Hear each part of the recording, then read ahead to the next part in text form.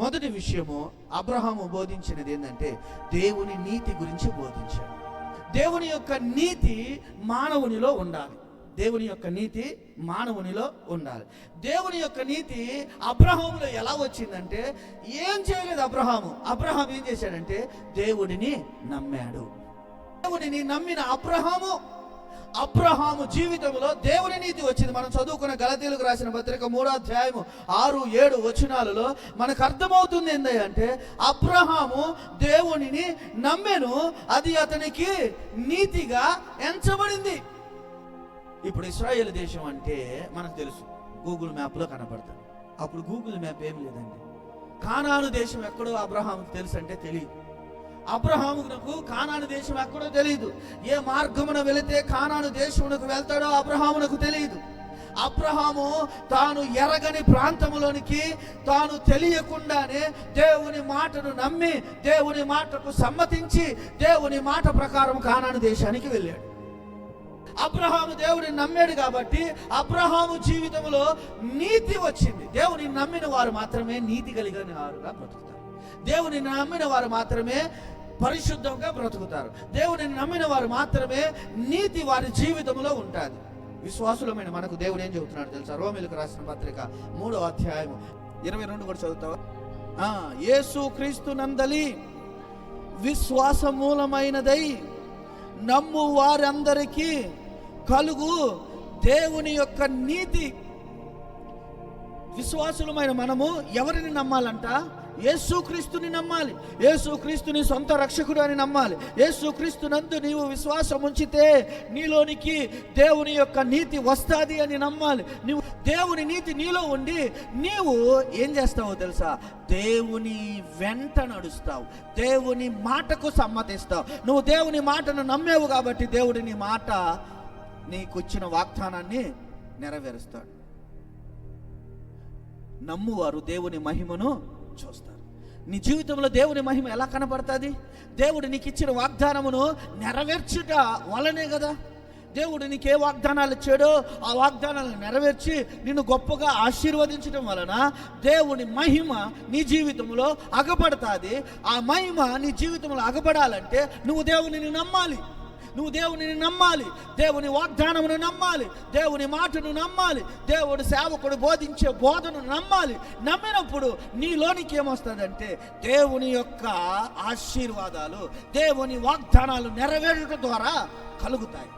నమ్ముట వలన నమ్ము వారికి సమస్తము సాధ్యమే. నువ్వు నమ్మితే దేవుని వాగ్దానాలు నీ జీవితంలో జరుగుతాయి. ఎవరు నమ్ముతారంటే నీతి కలిగిన వారు నమ్ముతారు. దేవుని నీతి కలిగిన వారు నమ్ముతారు. దేవుని వాక్యమును, దేవుని సువార్తను నమ్మేవారు, దేవుని సువార్తను విశ్వసించేవారు, వారు దేవుని యొక్క నీతిని కలుగుతారు. పౌలు భక్తుడు చక్కగా చెబుతలేదా ఏమని? సిలువను గురించిన వార్త నశించుచున్న వారికి వెర్రితనము గాని దేవుని నమ్మిన వారు వారి జీవితంలో అది దేవుని శక్తిగా ఉంటుంది. ఎవరైతే దేవునిని నమ్ముతారో, ఎవరైతే దేవుని వాక్యమును నమ్ముతారో, ఆ దేవునిని నమ్మిన దానిని బట్టి వారి జీవితంలోనికి దేవుని శక్తి వచ్చి నిలబడి దేవుని యొక్క ఆశీర్వాదములను నీ జీవితంలో నెరవేరుస్తుంది. దేవుని యొక్క వాగ్దానాలను నీ జీవితంలో నెరవేరుస్తుంది. దేవుని శక్తి నీలో ఉండేది నీవు దేవునిని నమ్ముట వలనే జరుగును. ఇక్కడ అబ్రహాము జీవితంలో ఒక అద్భుతము జరిగిందండి. ఏంటో తెలుసా? అబ్రహామును పిలిచినప్పుడు అబ్రహామును నీ జనమును నేను ఇసుక రేణువుల వలె విస్తరింపజేస్తాను అని అన్నాడు. ఆకాశ నక్షత్రముల వలె విస్తరింపజేస్తాను అని అన్నాడు. అయితే దేవునిచ్చిన వాగ్దానాలలో అతడు ఐశ్వర్యవంతుడయ్యాడు, అతడు గొప్పవాడయ్యాడు, అతడు పెద్దవాడయ్యాడు. కానీ అతనికి పిల్లలు మాత్రము లేరు. 75వ సంవత్సరంలో దేవుడు వాగ్దానం చేస్తే 100వ సంవత్సరం వరకు అబ్రహాము పిల్లలు లేనివాడిగానే ఉన్నాడు. ఈ 18వ అధ్యాయంలో దేవుడు అబ్రహామును దర్శించింది అబ్రహాముకి ఇచ్చిన వాగ్దానమును నెరవేర్చడానికి. అబ్రహాముకి ఇచ్చిన వాగ్దానమును నెరవేర్చడానికి, అబ్రహామునకు ఒక కుమారుని దయచేయడానికి అబ్రహాము వచ్చిన ముగ్గురుని తన ఇంటికి ఆహ్వానించి ఆ ముగ్గురికి చాలా ఆతిథ్యం ఇచ్చాడండి.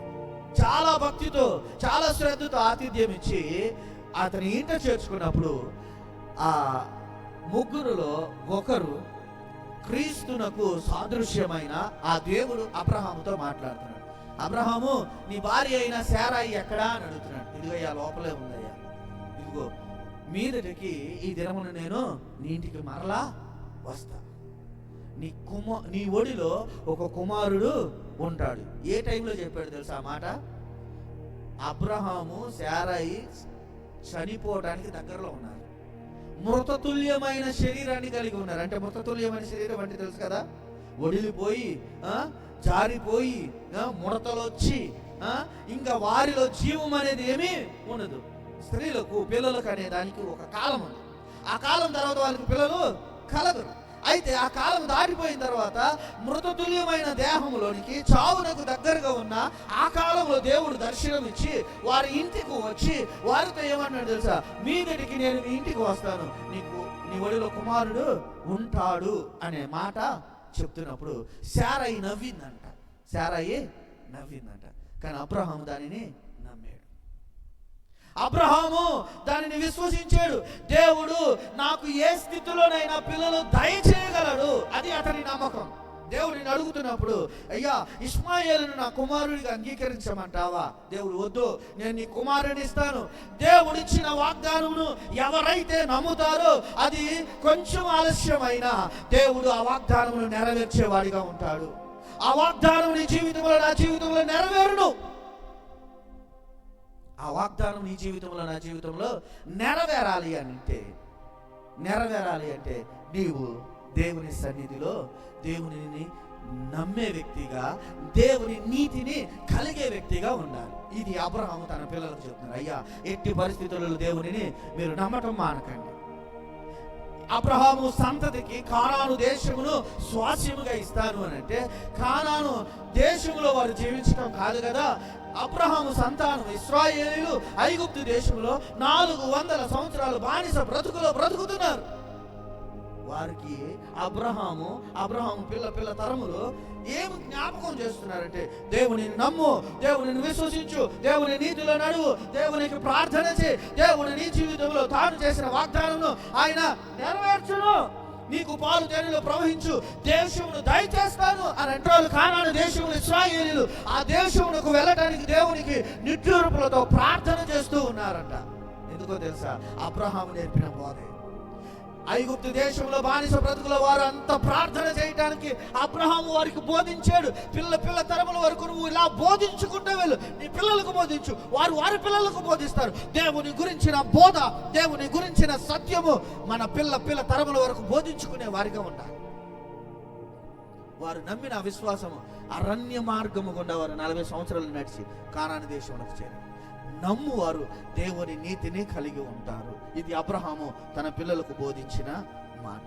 నేను కూడా మీకు బోధించే మాట, నమ్మితే మీకు మీ జీవితంలో దేవుని వాగ్దానాలు నెరవేరుస్తాడు. నమ్మితే నీ జీవితంలో దేవుని వాగ్దానాలు నెరవేరును.